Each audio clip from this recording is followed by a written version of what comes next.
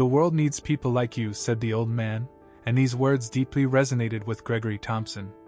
He smiled, feeling that his job was not just about fighting threats but also about helping those in need. Returning to his cabin, he felt warmth in his heart. This morning had been tough but also very important. Gregory knew that as long as he was on duty, the bank and its visitors would be safe, and moments of humanity like this made his work truly meaningful. After a long night and a tense morning, Gregory finally allowed himself to rest a bit. He poured himself another cup of coffee and sat down, staring at the monitors. For several hours, everything remained quiet, and even the air seemed to have a cozy stillness, something rare in his line of work. He felt exhausted, but at the same time, satisfied with his actions. Those he had helped catch were now at the station, and the old man had gone home with a smile on his face. Yet, Gregory knew that his shift wasn't over, and he couldn't fully relax just yet. Suddenly, an unfamiliar car appeared on the monitor, stopping in the parking lot in front of the bank. A red sedan, a bit battered, and 3 men got out. They were dressed in dark clothing, hoods pulled over their heads.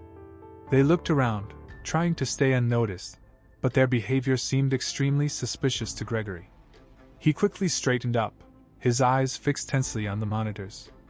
Something's not right, he thought as the men began approaching the ATM, trying to move around it from behind. Gregory felt he had to act immediately.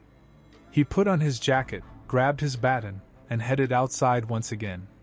This time, he was even more cautious, knowing the situation could become dangerous. As he got closer, he heard one of the men muttering to another, pointing at the ATM. "This is it." "Well, get it done quickly and leave," the man said. Gregory realized this was an attempted robbery. He moved closer, trying to remain unnoticed until he was right behind them. "Hey! What are you up to here?" he suddenly shouted, shining his flashlight at the men. All 3 turned, startled and confused. One of them started to run, but the other 2 stayed in place, apparently unsure of how to react. Gregory moved closer, ready for anything. "Papers. Now! Or I'm calling the police," he said sternly, trying to appear as confident as possible. One of the men, tall and muscular, put his hands out as if trying to calm the situation. We're not doing anything. Just looking," he replied, but his voice was too nervous to be convincing. "Just looking, huh? At this hour, dressed like that?" Gregory stepped forward, not taking his eyes off them. He could see that these men were no ordinary passers-by. The look in their eyes, the tension in their movements, everything indicated they were up to something. Suddenly, one of the men, short but stocky, lunged at Gregory, trying to knock him down. But Gregory was ready. He managed to dodge and swiftly struck the attacker with his rubber baton on the arms. The man cried out in pain and fell to the ground. Seeing this, the other man tried to flee, but Gregory chased after him. The snow made the chase difficult, but Gregory didn't stop. He could hear the man gasping for breath, trying to escape. The pursuit led them to a nearby alley, where the man slipped and fell into a pile of snow. Gregory didn't waste any time. He quickly caught up and restrained him until he stopped resisting. A few minutes later, the police arrived, called by other bank guards who had seen the events unfold through the surveillance cameras. The officers took all 3 men into custody. "This is the 3rd time today, Mr. Thompson," one of the officers said, smiling. "You're really on guard here every minute. Without your help, we wouldn't have managed." Gregory was breathing heavily, but his heart swelled with pride. "My job is to maintain order. As long as I'm here, no one will harm this bank," he said, straightening up, feeling the fatigue slowly replaced by a sense of duty fulfilled. After all these events, Gregory returned to his cabin. He sat down heavily in his chair, exhaled deeply, and wiped his face with his hands. This had been one of the toughest days of his career as a guard, but he knew it was all worth it. Every action he took, every minute he spent watching the monitors, was vital for the safety of the bank and the town. Suddenly, a figure appeared on the monitor, a little girl approaching the ATM with her mother. They were holding hands, and the girl was gazing in awe at the snow covering the sidewalk. Gregory watched them with a smile. He felt that despite all the difficulties, his work had a deep meaning. While the mother withdrew money, the girl began jumping in the snow, making small snow pits with her boots. She laughed joyfully, her laughter echoing down the quiet street, adding light to this gloomy day. Gregory smiled again and raised his coffee cup to his lips. This moment of peace and joy was exactly what he needed.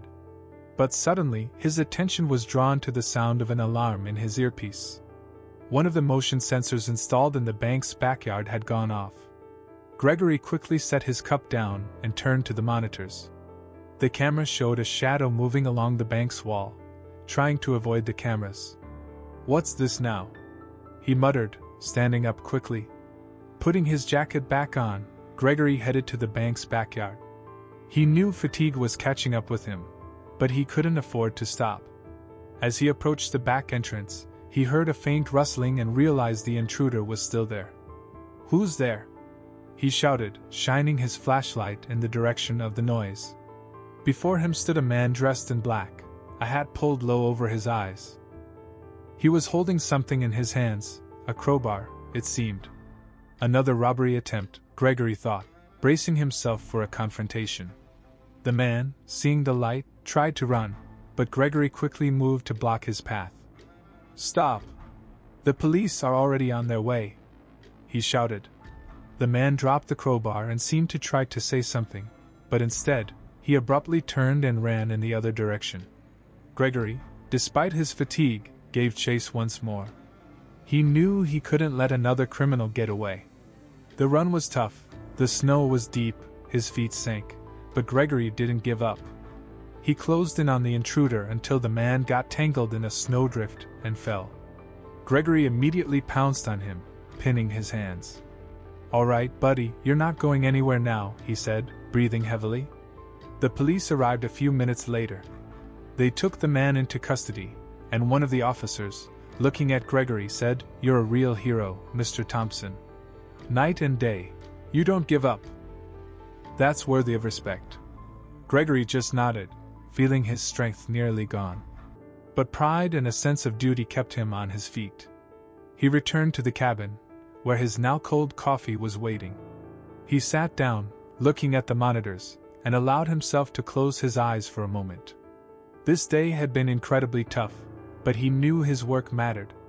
He protected the bank, protected people, and even if it wasn't always easy, he was ready to continue his mission. He knew that as long as he was on duty, no threat could slip by. And with that thought, Gregory felt his weary eyelids begin to droop, but he was ready to rise again if needed.